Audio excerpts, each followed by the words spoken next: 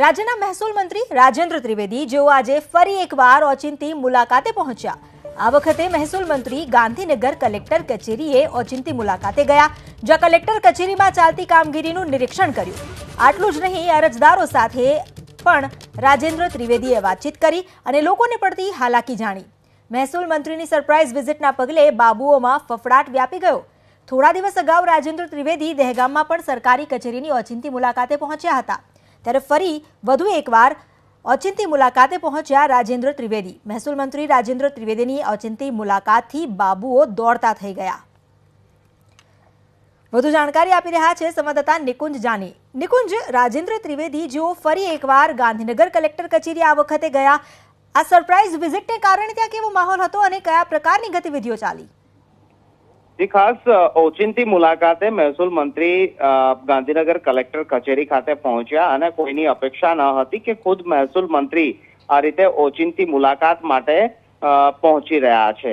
આ અગાઉ પણ તેઓ અલગ અલગ કચેરીની અંદર આ પ્રકારની ઓચિંતી મુલાકાત કરી ચૂક્યા છે।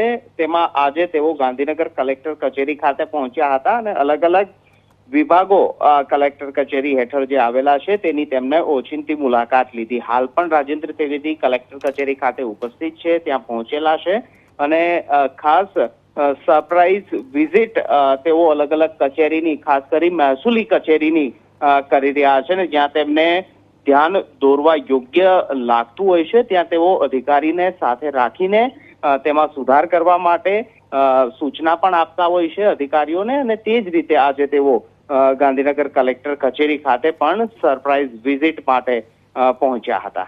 જી નિકુંજ, આભાર આપનો જાણકારી આપવા માટે।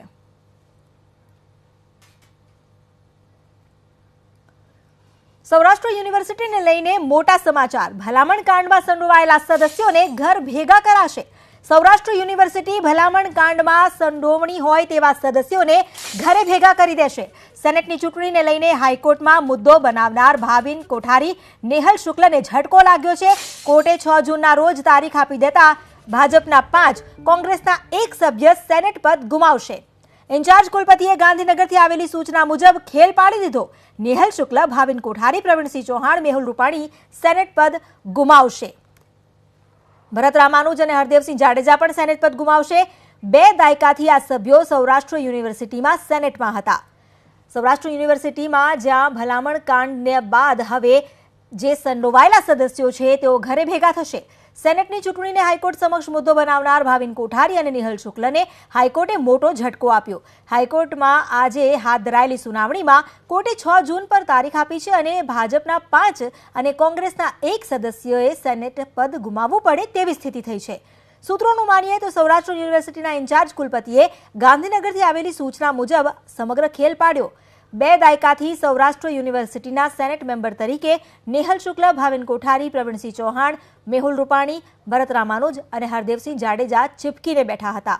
હવે આ તમામ સેનેટ મેમ્બર ઘર ભેગા થશે। સેનેટની નવી ચૂંટણી હાલ તો ક્યારે થશે તે નક્કી જ નથી।